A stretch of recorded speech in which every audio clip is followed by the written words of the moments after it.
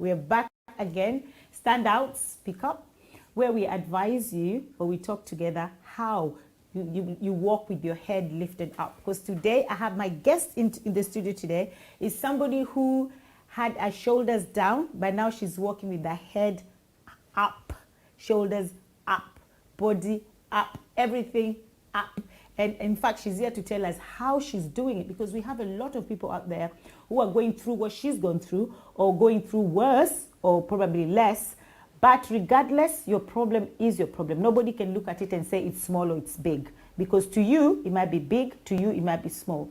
So today we're here with a very lovely lady. She's going to tell us her journey. Her journey is a very, I'm not going to say sad, because if it was sad, she won't be here with us today. But her journey is a motivating journey, inspiring journey, transformational journey, even educational as well. So when we come back, we're going to hear, or we're going to see who she is, because she's still in hiding. So guys, do not touch that button. See you.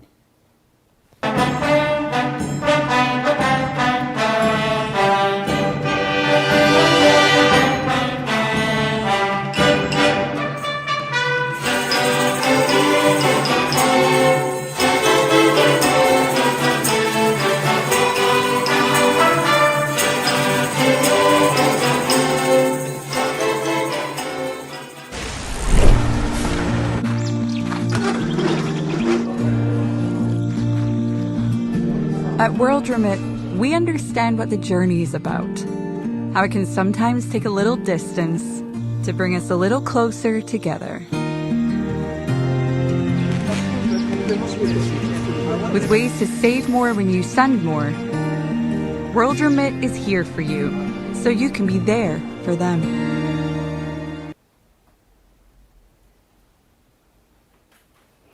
If you have questions, today is the day you write all your questions down, because I have questions of my own. So before we get to the question part, let's hear the story itself. So I'm going to introduce you to my guest, Eve, E-V-E, right? So Eve. Eve. Okay, introduce yourself, Eve. Tell us who you are, tell us what you do.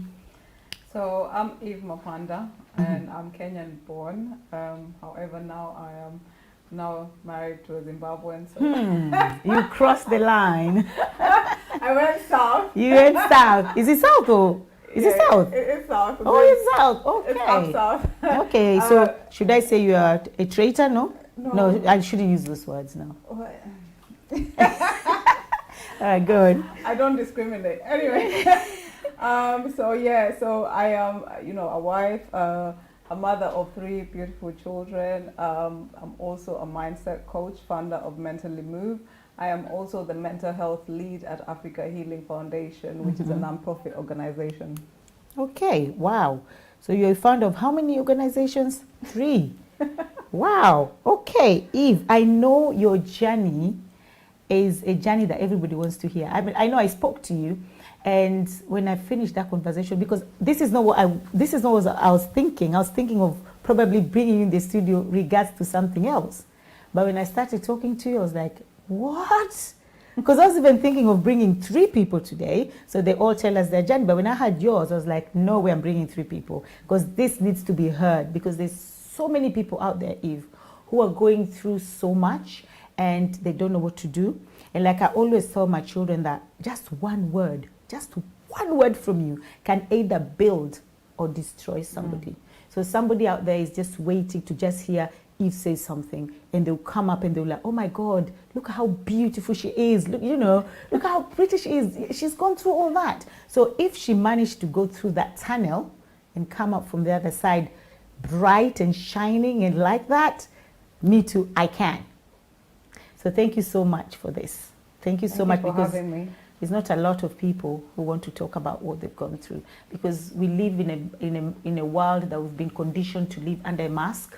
So too much mask. When you take off your mask, when you get home, of course it's like makeup. You wear makeup, but when you get home, you have to wash off your makeup, because you can't sleep with your makeup. Yep. So you have to wash it off. So it's the same thing with the mask. When you get home, you have to take it off.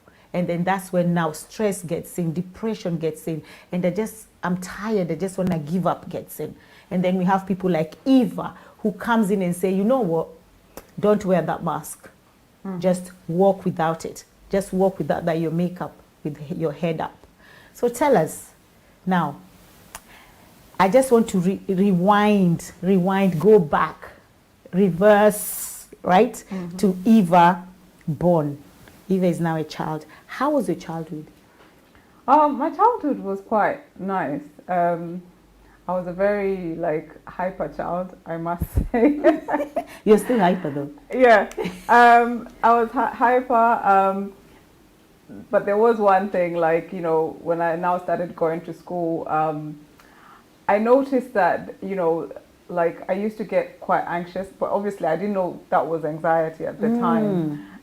So it used to be, me fainting in fainting in assembly. You know how teachers in Kenya, they call you in front. Yes. So most times I used to faint. I went to about 4 or 5 different schools. And Kenya, you go to one school and that's it for primary. Yes. Yeah, so for me it was, I was always moved due to things. I even went to boarding school, but then I ended up going to now, I ended up fainting again, but I didn't understand what it was. And, it was a case of, other young people didn't understand, or the students who were there didn't understand if I didn't understand. So it was that thing of, oh, she's exaggerating, she's faking it. Seeking attention. Yeah, attention seeker. And so that went on for, years, but I didn't recognize what it was then, if you get what I'm saying. And it's something that it's not up until my late my late 20s that I realized that, I have a problem that I need to kind of work through. So yeah, I mean, until today, I do still have anxiety. I still suffer from anxiety. I still suffer from depression. But it's the thing is, it's people think that just because you're depressed, you're supposed to stay in bed all day long. But there are functioning people who are depressed. So, but I've learned how to manage my triggers, and I've learned how to be able to cope with certain situations where I am not, turning to things like alcohol to make me feel better, which we're going to come into anyway. Yes, yes. So yeah, I mean, childhood was really, aside from that and just kind of coming to the UK and experiencing bullying. So let me, before you go to the UK, because you're still a child, remember? Okay. But right now you've skipped, so you're not a child anymore. But we are still in this Eva as a child. So you're going to school. So when did this fainting start? Oh, or you can't even remember. It was just, I think around 9 years old. Wow. And they took you to hospitals, all the checks done. Nobody knew what it was. No. But you reckon it was anxiety at that time? Yeah. You just didn't know what it was. Yeah. So was it when they just call you and then you just start having a panic attack? I would just be shaking, and then next thing I'll just be fainting. The most I can remember is I used to really shake a lot. Okay. So what about your family? How did your family take this? Because I know family is another thing, school is another thing. Yeah, I think at the time, I think my parents didn't really understand my family, my extended family. I think kind of people just didn't understand what was happening, because I too didn't understand. Yeah. And so I think it just only, it's just only recently, like I said, in my late 20s, when I was able to work through all that. And also for me, getting educated about myself, I was then able to educate my family around what was happening. Yeah. And I think that's one important aspect of when it comes to mental health. It's really trying to understand what is actually going on. And as an African, and coming from, Kenya, we have this culture where, immediately, let's say, you're not able to go to school because of something, you're already becoming a problem child. They've marginalized you already. And either you're stupid, you're this, they've given you names already. You have all these names, and then you feel so guilty, and you just want to please. I think there's more of, as an African or black people really, not just African, because we all, there's this, you really want to please this person, you want to please your parents, you want to please the community, you want to please everybody apart from yourself. And in doing that, you create more problems for yourself, because there's all these toxins being released in your body, and then you don't even know what to do with them. It's just because you want to please people. So now, how many are you in your family? We are, what, like all together now? Yeah, like your family. My family or my family? No, I know you have two families. I know you have. We're still babies, you know. We're still talking to Eve, the small Eve. So forget your baby, your family now. We're still the small Eve there. So, like, up until my father passed, we were 5. Okay, Yeah. you're 5. So we're a Okay. family of 5. Okay, cool. All right, now, Eva is coming from, now Eva is a baby, now Eva is going on, and then Eva Eve. gets to Eve. I like saying Eva, you know, because my sister You're is not the called only Eva. So Eve, E-V-E, guys, it's Eve. And Eva is E-V-A. So there's a difference between E-V-A and E-V-E, so Eva. Oh God, if I call you Eve. Eve. Okay, which one? Sing that song again. Who's that girl? Na na na na. Eve, that girl. Oh, Eve. Look at you. Giving you, okay, interest. I need to create a song for myself. Eve, that girl. Okay, Eve. All right. Let me cross this Eva. Just say Eve. Now, oh, Adam and Eve as well. How can I forget that? Okay, Eve. Now, Eve is 9, 10, 11, 12, 13, 14, and then Eve gets to 16 years old. Yeah? Yeah. What happens to Eve at 16? So, I think I would rewind it back to like around, to get to the 16 part. Okay, let's rewind it. So, I think coming here, you know, I think it really had a very detrimental effect on me, because, you know, first of all, it's coming here and then experiencing bullying. You know, I got bullied around my accent. So you came here, what, 14? When we were 12. Oh, 12. So it was around like the accent, you know, the forehead. I'm Kikuyu, so yeah, come on, forget being Kikuyu. Just think of being an East African.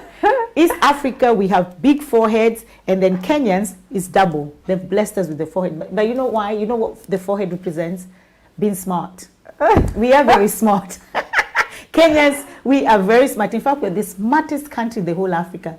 So let's continue. Leave it there. So so there was all that stuff, and you know, being in school, you know, in terms of like even with the forehead, I remember this one time, like I got a ball through in my face, my forehead. Like they aimed at me like during lunchtime, and everyone just stood there and laughed. And you know, it started to a point where now I think the fighting, you know, just getting abused for no reason. And I think it just, I was so angry in terms of, I was just fed up, you know? I was completely like just fed up. I was just ready to, you know, I remember I used to just like get home, and sometimes I don't even want to go to like school. Even sometimes I would just bank so that I don't have to go to school. But then it's like the system, the way it was, you know, you have to go to school, you know. And well, the area you were living in, was it diverse, or it was really not? The funny thing is, this is what majority were black. That's what I don't understand. But it was, there's this thing around, you know, like the black British and the Africans with our accent. Yeah. They call us fresh. Yeah. Yes, I know. So now with that, you know, combined with now racism now from white people, it gets a lot. So you are getting it from both sides. Yeah. Wow, that's not easy. So, and then I ended up cutting my hair. And then my brother was in the same school. So now they started calling me my brother's name. Oh no. So yeah, so it was just, for me, I just, you know, I think now by the time 14, I had now started resorting to kind of alcohol. And did you not talk to your parents about this? No. Oh, you didn't talk to your parents. You No. just kept it. Okay. Yeah. And why did you think that, okay, I'm not going to talk to my parents about this? Is it? I think, first of all, it was, I didn't know how to regulate my emotions. Mm.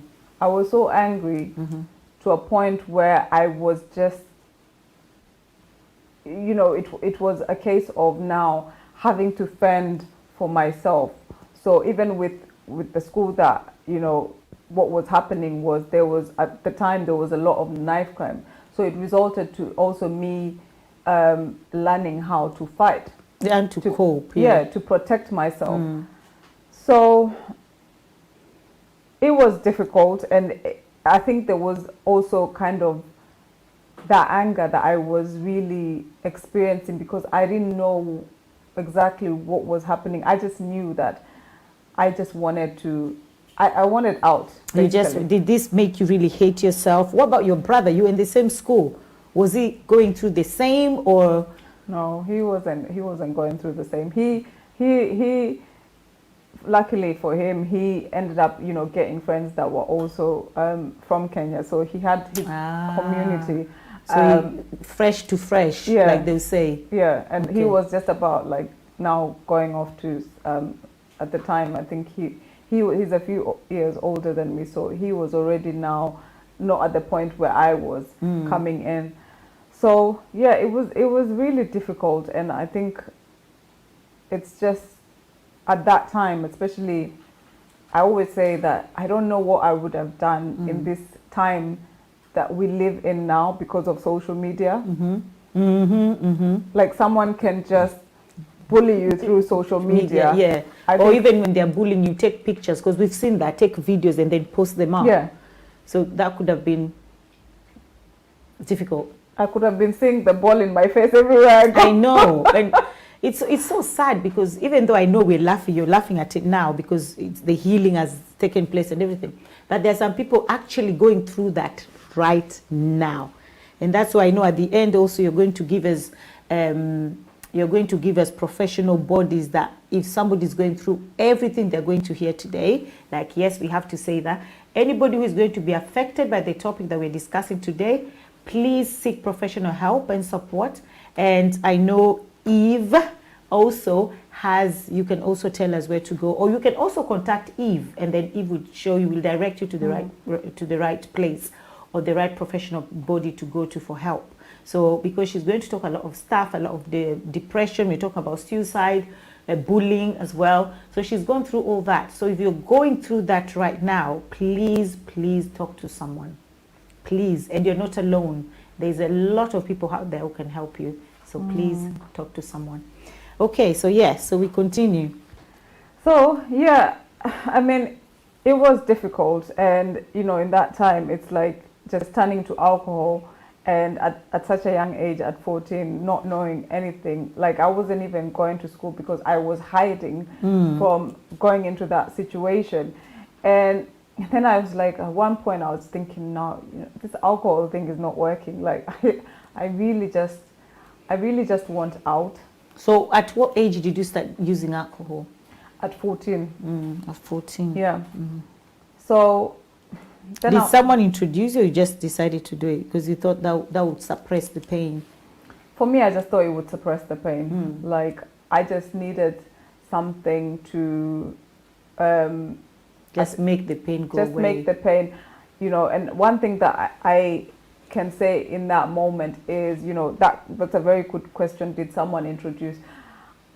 I believe that, we all have choices to make. Yeah. And in moments of time, like when you're going through something, I can be in a situation where I am feeling okay and someone can try and influence me on something, but it might not work. So the decision really lies with the person. And for me at that point, the choice was mine. Yes. And, when that wasn't working, I was just done. I was like ready to go. I just had enough, really. Okay.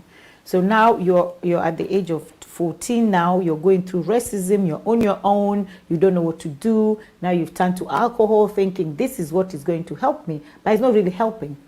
And then now you go to 15 years, and then you get to 16, and you get pregnant. Yes. And before we carry on with that, I really want to point out something that we don't talk about in the African community. Talk about it, Eve. In this show, we talk about anything. That's why we are called Stand Out. Development. Like a woman's development. The things a woman goes through. Because you have to remember, I'm going through all these emotions, but I'm also going through puberty. You know, that kind of education, especially like growing up in the time that we were growing up, even in schools, it was not something that was really talked about at that time. Yeah. So also understanding, like, you're going through, you know, this mental health issues, and then on top of that, you're having all these body changes, that you don't even understand.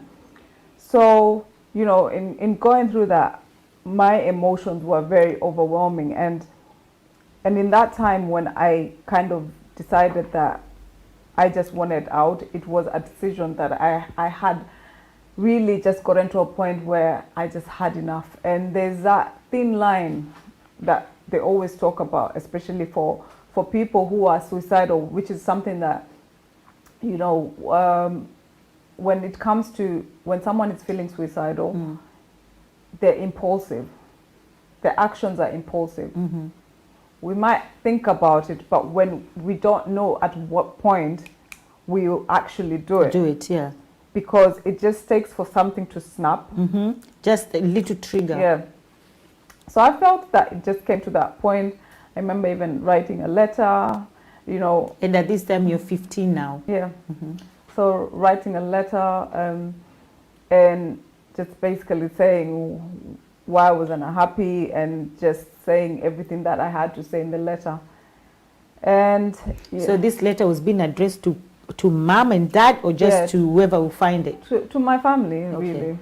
And luckily, I think by the grace of God, my auntie came. I don't know what she was sent. I think that was just God in the making in that moment. So she was sent to come and look after us. And then it's I don't know, from that moment, that is when now everything just went blank. And now I woke up in a hospital. And then when I woke up, I was actually thinking. So at that time, at 15, you took, what did you take? You took something? I remember I took 21 paracetamols. Oh. Yeah. So at that time, it became, when I woke up. So you did this in your house? Yeah. And that was also with alcohol. And there was nobody in the house? It was only you there, or? Yeah, I'd come from school, so I had missed school to come home. So yeah, so at that point, it's, you know, when you wake up, I woke up with disappointment, because, you know, I thought, like, why it didn't work, and I was just disappointed. So when you're coming from school, you had thoughts that you're gonna kill yourself today, or it just happened? Like it just happened. It just happened. Okay. It just. I mean, there were those emotions. There were those thoughts that were going through me. I had them, but you know, the difference between, like, actually having the suicidal ideation and then having the intent, there was no plan in place at the time for me. So even reaching out for the paracetamol was what I just saw. Paracetamol, I saw the alcohol. That was what was there. So it's like there was no plan in place, but it was like it's just something that needs to happen. Yeah, just impromptu there. Everything that happened in that moment, it happened so fast. You know, it's like there was no thought process. And that is why even when someone is going through crisis, they always say, you know, it's when you're trying to support someone through crisis, talking to someone. Yes. In that moment, they're feeling like that. Could change everything. Exactly.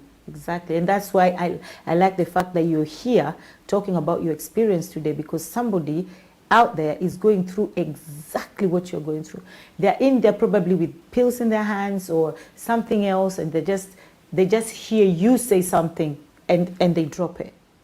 So that's why it's so important for you, and I totally appreciate you for coming here, because like I said, a lot of people will not open up and say things like this. But you open up is saving somebody else.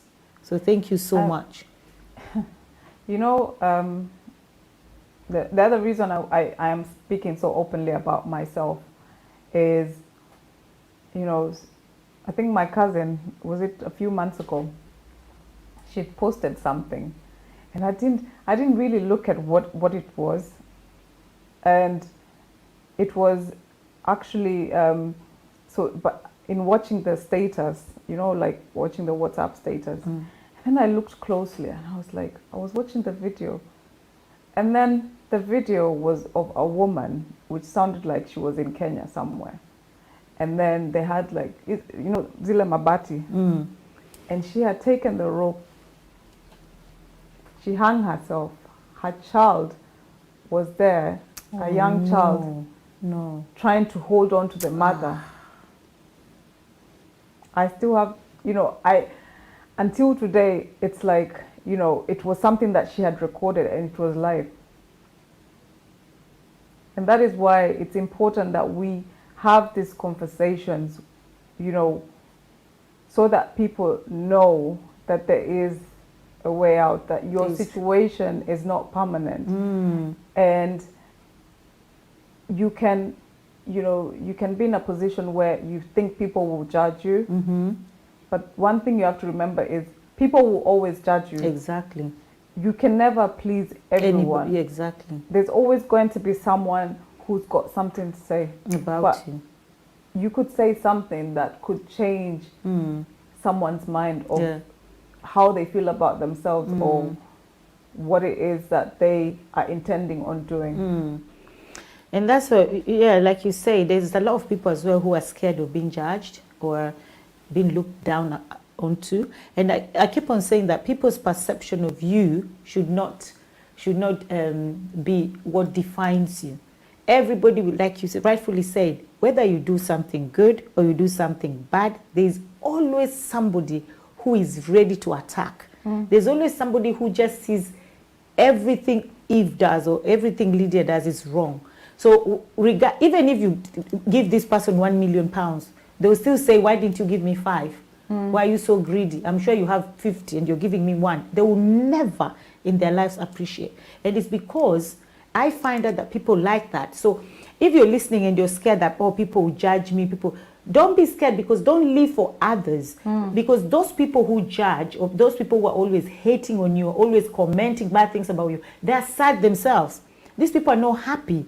They're miserable. And Projection. because, they project their fear on you. They project their rejection on you. And because you're not taking it, they get angry and they react. And their reaction is what? Now saying bad things to you so that they can pin you down. But no, don't do that. Don't be scared of who is going to say what. And that's why just talking about people are always scared is the same thing with domestic violence. Sorry, I'm just touching that a little bit.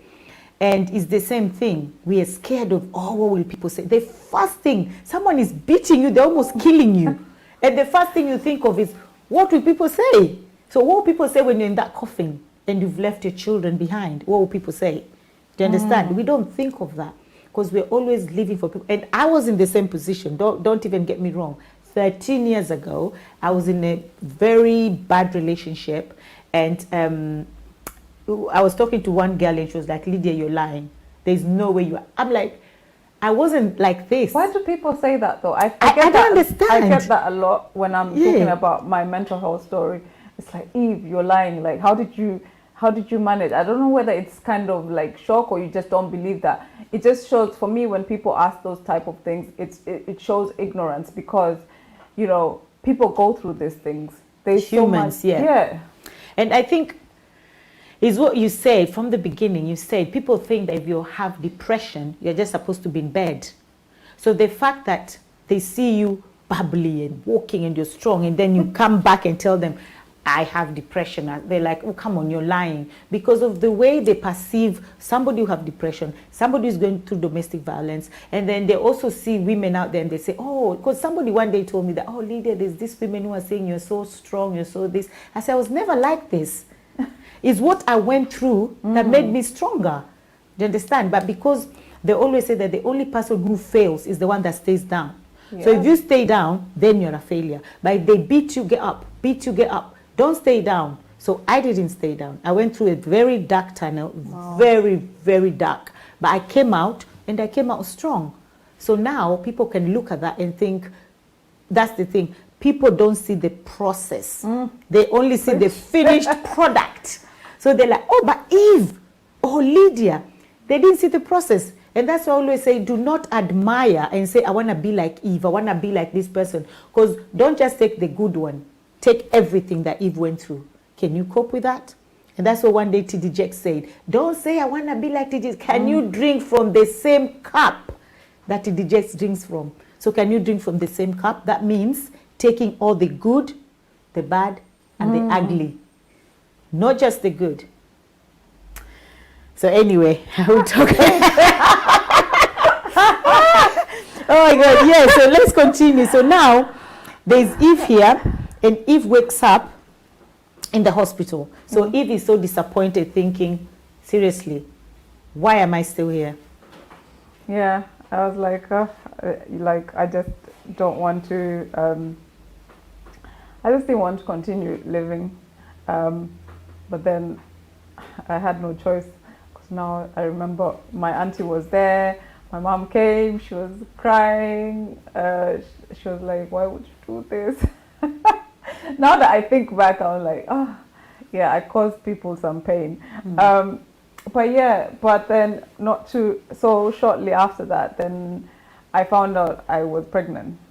And it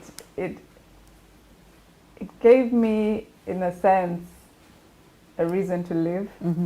And I always say, you know... So you got pregnant at 15 or 16? Yeah, 15. 15. So I gave birth at 16. And I always say, you know, getting pregnant at that age saved my life. It really... It gave me a reason to live. I mean, I look at her today and I always She's say... a blessing. Yeah, I always say, you know, it's because of you I'm still here. Yes. But it gave me purpose. It gave me something to fight for. And... It gave you your why. Yeah. And I know a lot of people are probably watching and thinking, you know, at 16, what would you know about being a mother? I didn't know anything. I just knew that I will find out how. How, yes. Because you see, being a mother, there's no book being a mother. There's no college, there's no school, there's nothing. You see women who are... I had my firstborn at the age of 25. I still didn't know what to do. You can have your firstborn at the age of 30, 40. You don't know what to do. It's a new thing. Like, what am I doing with this creature? Do you understand? This is a human being. What if I get it wrong? What if I squeeze their head? What if I was so scared. And now, imagine you're at the age of 16. Yeah, I mean, I remember even just going for classes, the antenatal classes. And at that time, it's like the looks were just... You know, if looks could kill. If looks could kill, oh my days. I used to go into the antenatal classes. I used to, it was just, you know, people were just not holding back the punches. You know, it was, but then for me, it just felt right. It felt, for once, I was at peace, because now my mind is thinking about another human life. So I didn't have time to start thinking about my kind of thinking at that time was, the shift was so, you know, I was now thinking like responsibility. I was thinking, you know, I'm bringing another human being into this world. You know, where do I start? When am I going to get a job? I was still with the father at that time. So it was a lot of kind of thinking the way forward. Where do we go from here? And yeah, so my thought process was so different. I didn't Too many things going on at the same time. Was he supportive though? He was, in terms of, I think, I wouldn't say, because I was a single mom, I wouldn't say he was supportive, but I wouldn't say, he had his own things going on. Because he was young. How old was he? He was a few years older than me. Okay, so probably was young as well. So Yeah. maybe even him is in shock. Like, okay, how do we do this? Yeah. So, and he, in terms of, he had his own things that were going on, and so it was really about, for me, that's what I'm saying. At that point, I was just thinking about me and raising this child. So you had to break every barriers regardless. So people are looking at you saying, "Oh my God," you're like, "Yeah, keep it to yourself." Anywhere you go, I closed my ears. Everything switched. I closed my ears. I was like. But how did your family take it? My family, in telling my mom, she was, obviously there was that disappointment. Yeah, of course. But, my family, that shame that I was feeling because people were putting all this stuff on me, my family carried that shame with me. Oh, how sweet. They did. They supported me. They... that is good. They treated me like, there was obviously no parent wants their child to have a baby. Of that age. Of course. But it's like, even it's with them, they had to go onto that kind of thinking, okay, now what do we do now? So they were very supportive, never, treated, in fact, they spoil the grandchildren, all of them, more than I'm thinking, what happened? Why was I not treated like this?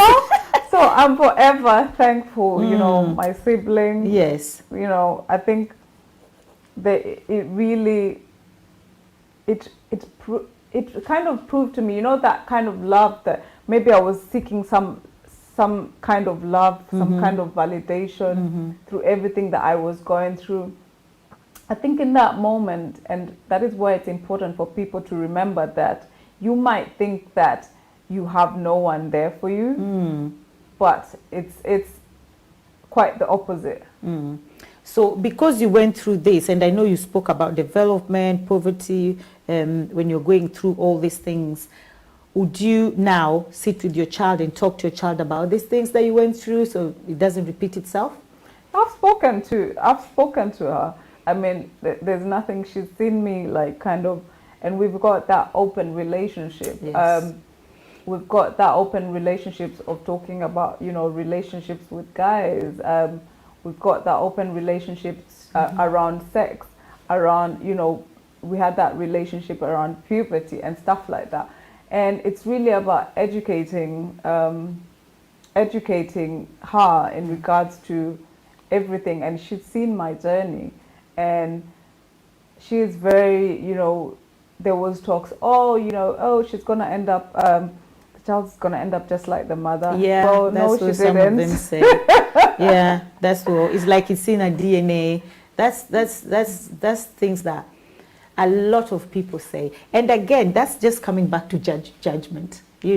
People are always ready to judge and I always tell people, especially people with young children, either young children or they don't have children yet. And they say, oh, my child. And I'm thinking, I always ask, how old is your child? They say, oh, 9. I said, please, just stop talking, okay? Come back to me after your child is 13, 14, 15. They've gone to 20. Come and talk to me. Because now your child is 9. When they're 9, you dress them. You do everything mommy says or daddy says goes. There's no question, but mommy, I don't like this dress. But they get to a time where everything is questioning, everything is this, everything is scrutinizing everything. And you're thinking, hang on. I did not talk to my parents like that. Why are you talking? But it's their culture, okay? It's different because we're bringing them up to stand out and speak up. So you cannot bring them up to stand out, speak up, and then you turn around again and tell them, don't say that. So other parents out there who their children are probably still 9, 8, or they don't have children yet, who see that and they'll say, oh my God, your children are rude. You're a horrible parent. Or I know people who had children at the age of 14, 15. Their children are now like 25, still not children, and they're well behaved, they're educated. So it doesn't follow. It's not like that. So this judgmental attitude that we have, we should actually, because that is what is destroying a lot of all this suicide and depression. Most of them is because of all this judge and jury that we are even. Do you understand what I'm saying? Yeah. It's too much. And then that's even what that will prevent people from coming out of their houses. They're scared. Oh, my neighbor is watching, or so and so. People will call you, refuse to pick up your calls because you're thinking. I've had people in my life who tell me crazy stuff. And these people, some of them are even saying they're your friends. But the things they say to you, I'm thinking, wow, But today's about you, Eve. If today's about you. Okay, so now you're 16 years, you've had your beautiful, beautiful baby. Now you've gone home. Okay, what happens from there? Did any reality? Because I know from there you still went through depression, you still went through a lot of things before you got to this place. You got your second baby. I mean, I still, went through depression, but I wasn't still managing it, because even when I was going through, like, I remember there's times I would never even open my curtains. That's after the baby was born? Yeah. Okay. So I went back to college. And then when I went back to college, it was, I think college, I was there for like 3 years. I was just doing different things. I didn't know what I wanted to do, but I just wanted some kind of sanity, some kind of, because I think another thing that we tend to do is, especially when women give birth, it's like, stay at home. So that I found was really affecting me because I was just closing the curtains, didn't go out much, in terms of, like, when it came to taking care of my now big daughter. She's not big anymore. Yeah. She's not small anymore. The baby that time. Yeah. So I had to juggle, like, going to college, but then when I was the first time, like, after just giving birth, I went back. I think she was about 3 months. So I went back because one of the things that I really wanted to do was finish my education. But then I think when I went, like, 2 days later, my my breast, the milk, evidence came out. and then I was it came out, and then it was smelling. I remember I didn't go back to college that year. So I decided, let me just wait. I'll try again. Yes. In another year. So. And did you have friends at this time? Did you have friends who still come around, help out with the baby?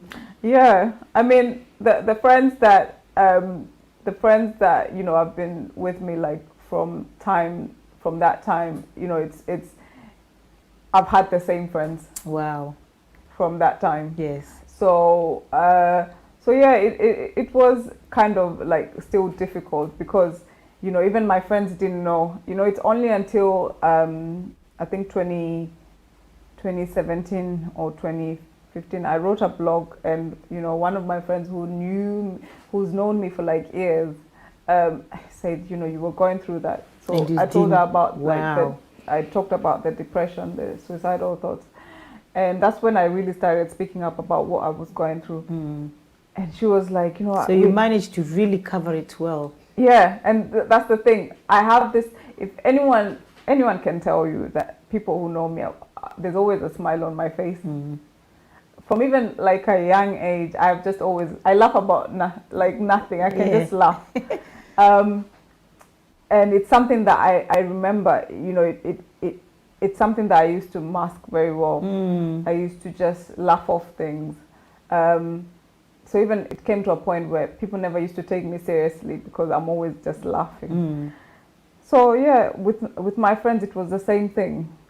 It was just when they go, I'm back to closing the curtains, and you know, it was almost as though like you're living two different lives. Yes. So at that point, I'm still in my 20s, and I still don't understand that. You know, mental health wasn't talked about that much. Yes, exactly. Yeah. Oh Lord. So now Eve is going up, and then you get to your second child. So how did you cope now to go again and get your second child? Yeah. So with the second child, you know, actually with the first one, it's I decided now when I finished college, I ended up going to I wanted to go to uni, but I didn't have the qualifications because I didn't finish school. Yeah. So I decided to go and get all my GCSEs and stuff, and so I wanted to now go to uni. So I started now working overtime. So I was working about 15 to 16 hours a day. Wow. Every single day. And where's the child? I took the child to Kenya. Okay, yeah. Okay. So she went to Kenya, she went to a nice school, and she went there for 3 years while I was doing my my course. And you know, with that, having now the second child actually came when I was my dissertation. Oh Lord, you brought me far. Oh God, they're all blessings. They're all blessings. Yeah, yeah. So with my second child, so anyway, this one was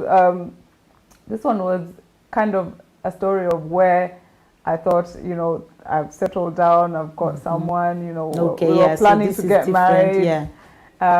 So, but then I ended up being a single mother again at age of, I think 29, was it 29? Yeah, around 29. So now I'm back again. Now I went back into that state of depression, like, well, what do I do? But my now motherly instincts kick in again. I need to provide. I need to provide. Yeah. I need to provide. That's all. So at the time, that's when I was doing now when I did my first degree. I graduated for sociology and psychology. But then I was like, getting jobs was really hard with that. So now I was working as a support worker, and that was like extremely difficult because now it's like the money, it's like it's just not enough. And I was like, you know, looking for jobs, you know, getting any jobs. So I decided, you know, I'm gonna go and now do my master's. So I went, I did my master's. That was quite difficult because my master's was in Hertfordshire. Yes. So I used to drive. How long? Oh, it was long. 1 hour to go to Hertfordshire University, and mind you, part of the fees were paid, but I had to come up with the other fees. Whoa. So it came to a point where I was facing eviction from home. Oh dear. I was facing eviction from the uni. I still have those letters until today. Wow. I remember, this is a funny story, because like they even told me like not to come onto the university thing until, because you have not paid. Because I've not paid, but I was still going to class. I was still showing up to class. Those people, the program leader, she thought I was crazy. You know what? In fact, she said to me, because I used to be like, oh, I want to listen. You know, she knew like my situation. Yeah. And then it's like, you know, I was telling the people like, you know, I'm trying to listen. Can you guys shush? And then she's there. She's like, you're not even supposed to be here. You're banking. And then she would laugh. You're not supposed to be here, but you're here. Yeah, and then she just used to look at me, and I was like, listen, I will still come as long as you teach me. Don't worry, I will still come. And then she was like, so what if they get security to come? I was like, they haven't done that yet. I'll get the money. So yeah, so at that time, no, remember, I'm also paying for childcare fees. Ooh. So I'm going, and at that time I decided to get. So I started working in Braintree, which was easier for me, like when I'm coming round. So at the time I started working, so I was driving, I was going to work. I remember there's a time I was so tired, I was actually burnt out, like I fell asleep on the wheel. Whoa. But I think at that point, that's when God, oh Lord, he just does wonders. So yeah, I was just like, I was thinking now 2 years, it's just 2 years. That's all I kept telling myself. I'll find the money, it's just 2 years, it's just 2 years. So I used to work, and then I would just pay off the uni bit by bit. And then I would just be saying it's just 2 years. Luckily I was still working, so which was good. So yeah, but now it became difficult when I had to do my social work placement the second year. Oh, yeah, that would be hard. But I did that one now at CAMS. So when I did it at CAMS, that's when now everything about mental health clicked for me. That's when I started understanding, oh my days, this is what's been happening to you. Yeah. So I started to put things together. I started, the more I kept working with people, I now knew, okay, this is what I was experiencing from. So you could see yourself through them all the time. Yeah. So, so it really, I fell in love with mental health from that point.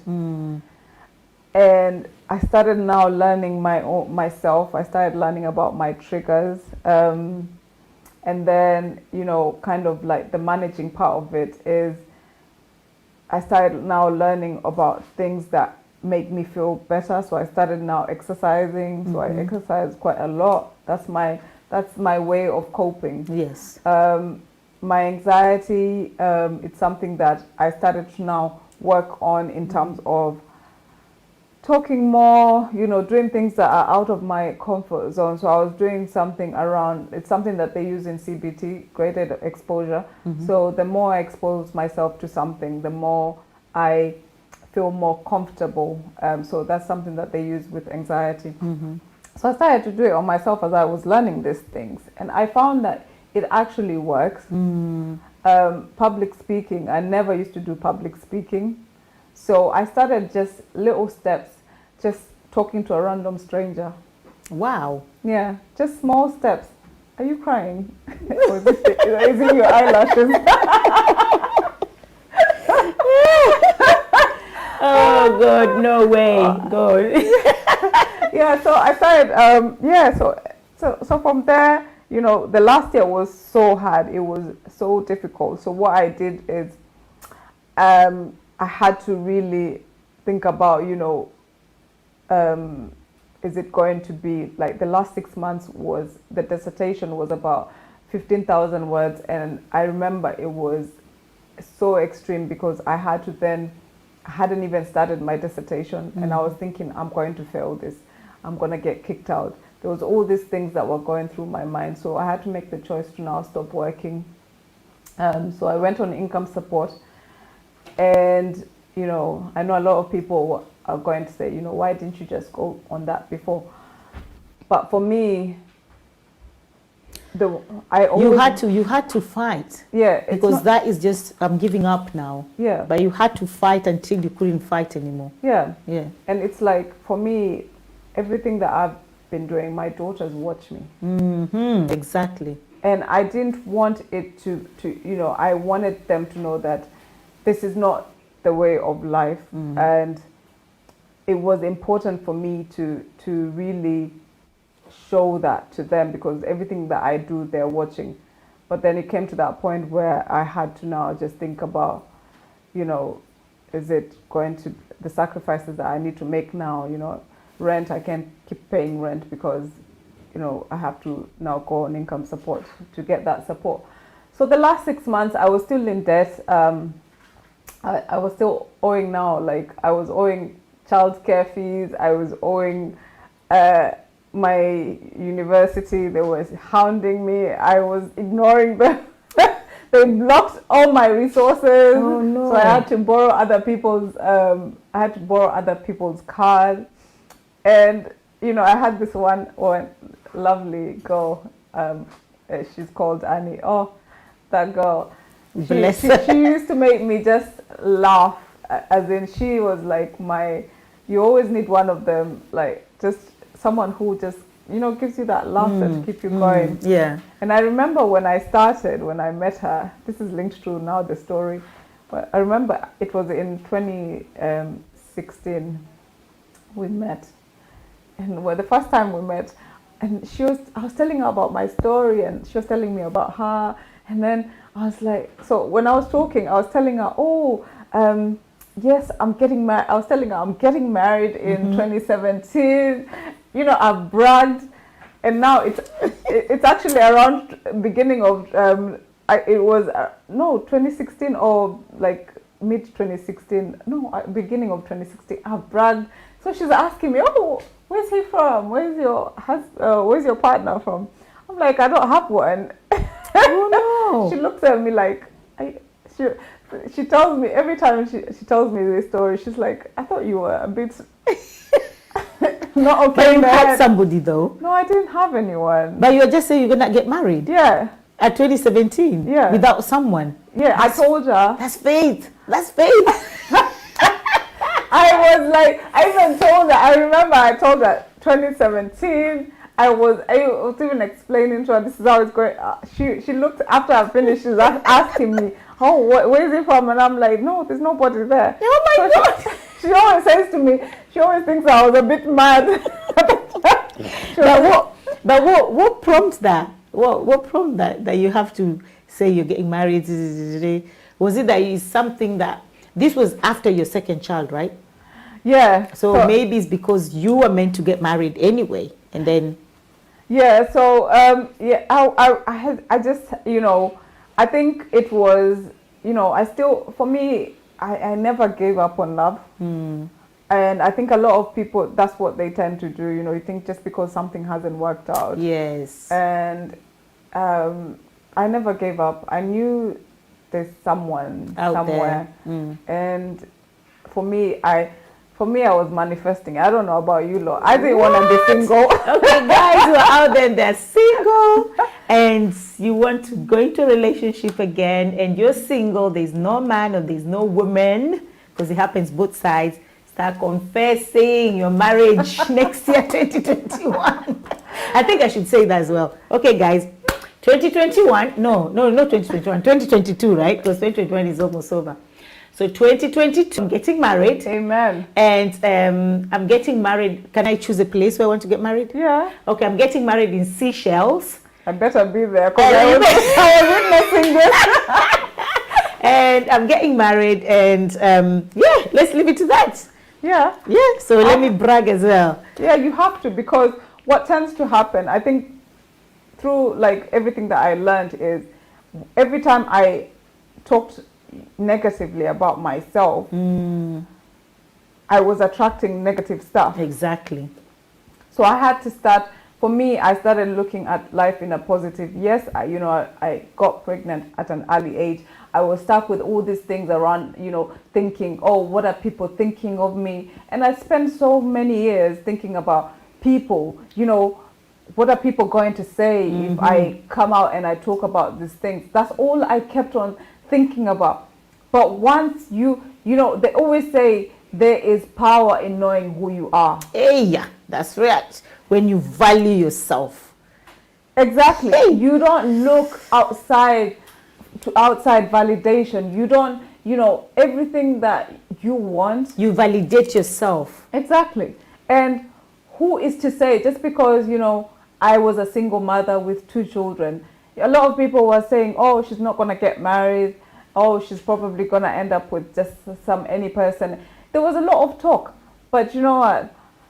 I believed in knowing, and I think sometimes people try and play God. Yeah, a lot of times. People play God. Somebody called me a prophet of doom. So let me just throw that. Because they say, why is it that Lydia always knows something first? Because a lot of people talk to me and a lot of people confide in me. So if it's a secret, it's not coming out forever. But if it's not, somebody tells me, or sometimes even when there are things on Facebook, people tag me and say, oh, Lydia, you need to talk about this. You need to talk about this. People write to me, you need to talk about it. So if somebody have given me permission to talk about this, I'll talk about it. So somebody was like, one lady was like, why is it that she knows everything? This is a prophet of doom. And I was like, now you can see where she's coming from. She's coming from that part of hatred. Why not her? Why not her that people confide in her? Why not her that she gets all these things first? Okay? Some things are good, some things are bad. But I only say when people give me permission and say, yeah, you can go ahead and say it.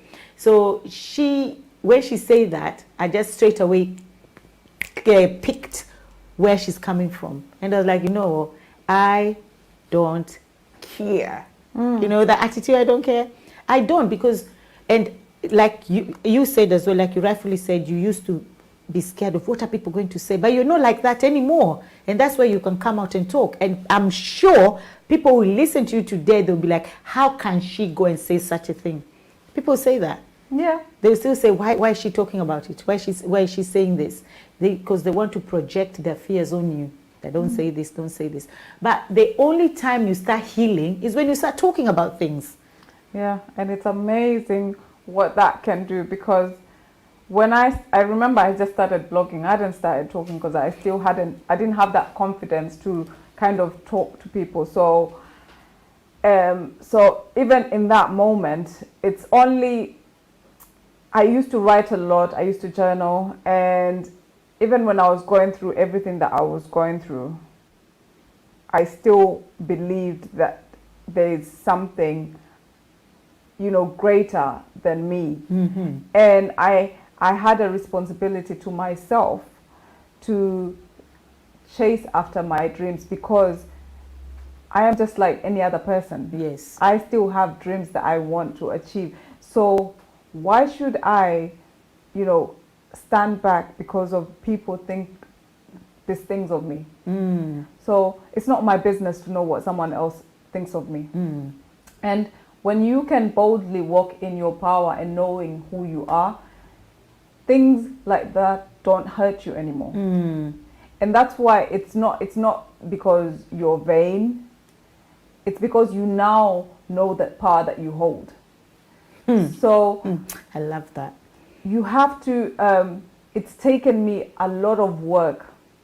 And the one thing that I can say that really helped is not giving up, and also having that faith. Like, for example, I was thinking, I was manifesting my husband. He's going to be handsome. Hey, I'm manifesting from today. Yes, he's going to be, the one thing I was like, I even said to God, I don't want a husband who drinks, because it's like I was still going through a process where I hadn't done healing completely. So even though I wasn't at a point where I was as bad as in my early years, I was still that person who every time I'm depressed, my way out is alcohol. So I knew I want a husband that will walk with me through kind of things without having. So I didn't want someone who drinks. That I really said I prayed about it, I manifested, I said it, and I never for once diverted from that faith.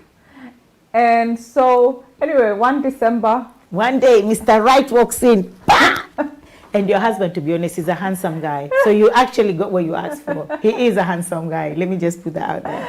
Yeah, go on. Making me blush. So if he's watching, here you are. She actually got what she prayed for. Yeah, he is. So that day, knock at the door. Yeah, so anyway, I was so frustrated. I'm there with bills. It's like I'm coming towards the end of my course, my social work course. And I'm still, mind you, I'm still with like bills. I've got childcare bills that need paying. I have got uni bills. I've got the rent eviction letters piling up. So he comes, he knocks, and you know, he came to, because I decided to just take off the wallpaper in December, and he, you know, he came around. Was it February? We met on February 13th. That's when he came in. Just one day before Valentine. Yeah. Damn. February 13th. That's good. Yeah, so he'd come, he'd seen the house, like he was like, oh, the wallpaper was like half done, and then he looked so serious, and I was just like, this builder, why is he so serious?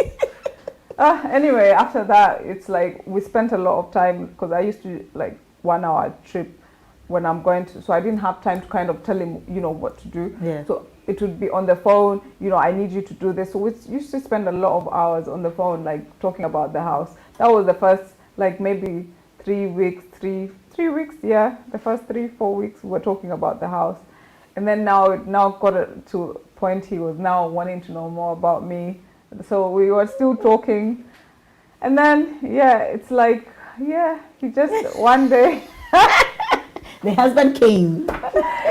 He came to, he always, the wedding, you know, the brother-in-law said, you know, he came to build a house, but he ended up building a home. Oh, that is sweet. So that's a sweet one. So yeah, so my dad came.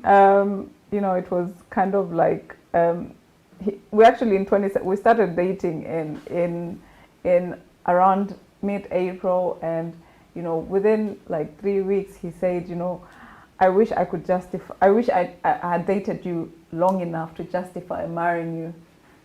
That's what he said to me 3 weeks in. And 3 weeks, you know, it's like, I'd already told him anyway. Me, I was like, listen, we'll get to know each other after. They don't know I'm wasting my time. So, put a ring. Yeah. I was like, please, I've been through the trenches. I'm not going through that again. Yeah, so I mean, he ended up proposing, in September, and then after that was, you know, after that it was now getting ready. My dad came over in December 2017. And, you know, life was just, I graduated. Oh, mind you, a month, you know, when we started dating in May, my husband now paid off all my debts. Oh my, you're kidding me. God, get me one of those, please. Get me one of those. I want my debts paid. Oh my God, seriously? Yeah. Wow. He ended up paying the childcare fees. He ended up paying the uni. Yeah. And that time he hadn't even put a ring on the finger. So he was and I think for me it was I had a bit of resistance, because I think that's one of the things, like, I had to get used to someone taking care of me. Yeah, because it felt, even I had refused for him to do that. He was like, you know, we are now one, so you need to start acting like it. Confession. I'll confess today in front of everybody. Me, I'll get my one too. We'll pay my debts, pay everything. Buy me a nice house as well. Let me just be confessing that. Yeah. So yeah, we ended up, you know, things were just perfect. For once in my life, things were just in place. Yeah, like God, oh my days. But that is because you actually pushed. You never gave up. Because imagine if you had given up, you wouldn't have met this guy. So you did not give up. You thrived and pushed and thrived and pushed until you got to that point. And the thing is, as well, as Christians, they say that God rewards those who work hard. You don't just sit down and think manna will come falling from heaven and the angel will come and drive you. You have to work hard, and work hard in faith as well. So these two things go hand in hand, faith and works. You cannot just do work without faith, and you cannot just do faith without work. They have to go together. So now you're married, you're happy, you have this guy. Now you start a charity. So tell me about this charity. The charity didn't really come about up until last year. so we, we had spoken about our vision, and I think one of the things that's very important when you're meeting someone to kind of, you both have to talk about what your vision are. And he had told me what his vision was, and it's something that we had talked about, but he had told me, he said to me that his vision wouldn't come to life until he met his wife. What? Yeah. Wow. So That is he sweet. was told to find a wife, then your vision will be delivered. Wow. So, it's only until last year where the vision came about. But prior to that, it's, for me, where I come into that is, when we were getting ready, we were supposed to get married in 2018 May. So when my dad left here, he then went to Kenya. He went back to Kenya, but he was going through back pain and stuff. So he walked into hospital, but unfortunately he never came out. Just with the back problem. Back problem. Yeah. Wow. That's not killed him, is it? No, it was cancer, colon cancer, stage 4. Oh my God. So he didn't know. He didn't know, and funny enough, he had gone to prior, a few years before, he had lost so much weight, and we'd done all the tests, but they never saw it. Wow. And even with the hospital that he went to, he went in, and then the first thing they said he's lost a lot of blood, and they needed to do surgery immediately. It was rushed. There was all this panic. They put you into panic. So it was, we had to raise a certain amount of money so that he could be rushed to surgery. And then we thought at that point it was the blood, loss of blood. But now he went into surgery, and then the next day, he woke up. But then the drip, he was diabetic. The drip wasn't working. The thing to check his sugars, mom checked it wasn't working. And he went into septic shock for 5 weeks. Oh, no way. And during that time, our bill accumulated to around £64,000. What? And on top of that, when now they operated on him. The first time they were saying now it's stage 1, but then we were like, okay, stage 1. They started now saying it's cancer, stage 1, but we need to find out more. So then after we didn't even know it was stage 4 up until we were back and forth with the hospital, like what's really going on. But now it ended up now being stage 4 colon cancer. Then it was just, we felt like we were dragged through the whole situation when already they had messed up. Mm-hmm. And he was just now on life support. There was nothing there in terms of, because after he sent me a picture just when before he went to surgery. We celebrated his birthday. He was in hospital, still on the machine.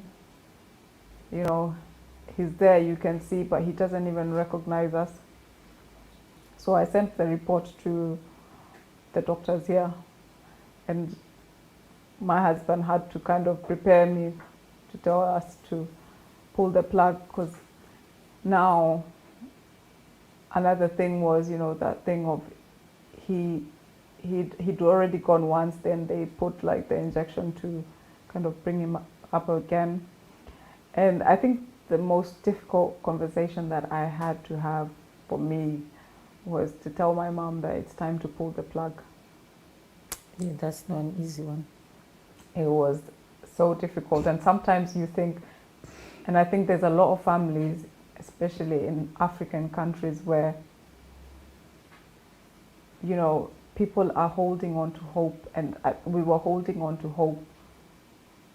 But if just that, those doctors, and the funny thing, what I didn't understand is, out of the whole, there was about 7 doctors surrounding him. There wasn't even one oncologist. And yet he has colon cancer. Yeah. And you're being charged, mind you, for every single doctor. Yeah. Those African doctors, to be honest, some of them, not all of them, and some of them, and just hospital, not even doctors, hospital. They've put people in life support. They know someone is gone, the life is gone already, but they still charge you and charge you. In Kenya, someone goes to the hospital, before you know it is 5 million, 10 million, 20 million. How did that happen? And then they still end up dying. So now you're here left with hospital bill, and then you're also left with the funeral bill. It's bad. What they're doing is actually evil. And yeah, I mean, it's not all of them, and it's not all of them. But I think it's you know, I had to kind of understand that, you know, there has to be something, there has to be change, and that's where, you know, our vision for Africa Healing Foundation. You know, I went through my depressing, you know, a state of depression, anger, but then in that moment there was also something beautiful in kind of making me understand that, you know, we are all here, we've all got one shot at this life thing. Yeah, exactly. And I had to kind of start speaking up, and that's where I started now learning about public speaking. I started now going through, like, I went to get certified as a life coach. I got certified as an executive coach. I got certified as a personal trainer. Wow. And then Africa Healing now came about when I was giving a talk, and someone from America spotted me, and then he wanted to know more about me, and we had a meeting, me, him, and my husband, and he was like, he had like a similar vision, so he was the fire that came to now bring this thing to life. So, ignite everything. So yeah, so with now, Africa Healing Foundation was born during the pandemic, and up until we just had the last outreach, we've held, the first one was around over 1,400 people for the outreach. So what Africa Healing Foundation is aimed at is to bring, you know, sustainable quality healthcare to the 4 pillars of Africa. And we're doing this through innovative healthcare. So we're introducing things like telehealth, and also going into people's communities. We're introducing things around mental health. Like our last outreach, you know, one of the topics that came up, we had discussion. We always bring food, you know, obviously. And one of the topics that came up was around, you know, parents not knowing what's happening with their children, and they want to be able to talk to, because children are becoming rebellious, but it's really around understanding what is your child going through. So we're looking to tackle, you know, things like mental health, also getting, you know, seeking global professionals to get involved in terms of like the training of our people, and also as an African nation and African diaspora, it's time to, you know, really take our knowledge and go educate the people back home. Because one of the things that I feel that is lacking is, first of all, it's you know, accountability, first of all. Secondly, the education. I mean, when it comes to especially doctors in Africa, it's like, is there even something as CPD? You know, they need that thing, the registration to, you know, to be accountable, to have that registration in place where they have to do some kind of training to know that they, you know, something that they are learning or something that they're doing on a patient is for now and not something that they learned in maybe 1980. So really getting firm with health authorities to kind of start speaking up, because I'm tired of seeing the same stories over and over again. we have to do something. We have to do something. So thank you so much for the African Healing Foundation. Like we're just running out of time. I think we have 3 minutes left. But I just want you to tell us in regards to all the anxiety, people who are going through depression, going through bullying, going through racism, how can they find help? So just in terms of like, if you're going through anxiety with the NHS, there's like, if you're in the UK, there's things around like, if you go on the NHS website, look into your, put in your location, your postcode, and you'll be able to see like what's available in your area. Google there's people are doing like things around charities that you can find online. In terms of like things in wherever you are, if you're somewhere in Africa, I think it's knowing that there's people out there like us, Africa Healing Foundation, who are coming in with, they're coming in to change things. And it's really about finding out the information, what's available to you in terms of, whatever it is that you need. Okay, what about the African Healing Foundation? How do we get in touch with that? If somebody wants to know more of what you're doing, how do we get in touch? Website? So you can reach us on www.africahealingfoundation.org, or our socials is @AfricaHealing_. Or if you can always just Lydia, and you can get in touch with me. Oh, you have Facebook as well. They can message you on Facebook. Yeah, so I'm on Facebook, Eve Mapanda. Okay, so Eve Mapanda. All right, thank you so much. So just a quick one. If you went back and you're right now, what you know now, and you're talking to Eve at the age of 15, what would you tell her? I would tell her, you're only human, and God didn't put you here to be mediocre. That's it. Okay, so you're only human, and God did not put you here to be mediocre. He put you here to be hot and to fulfill your purpose and your destiny, right? So thank you so much, Eve, for today. I've totally learned a lot, and I'm going to listen to this and listen to it again and again, because you've really inspired me today, and I'm sure you've inspired a lot of people out there as well. So thank you so much for taking this. I'll take you dinner today, yeah? You owe me. I owe you dinner. So everybody else, thank you so much once again for tuning in for Stand Out, Speak Up. We're here again next week on Wednesday, 6:30 UK time and 8:30 Kenyan time. And I know Kenyan time will be changing very soon, but we'll let you know. So thank you so much. Until next time, until next week on Wednesday, like we always say, it can only be God, and see ya.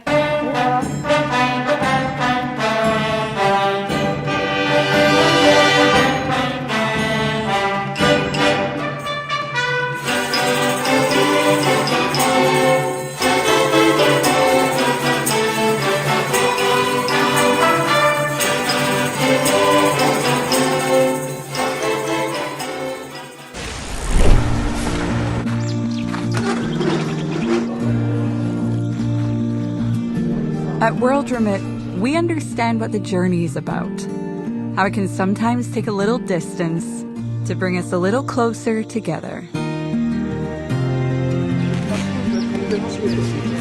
With ways to save more when you send more, World Remit is here for you, so you can be there for them.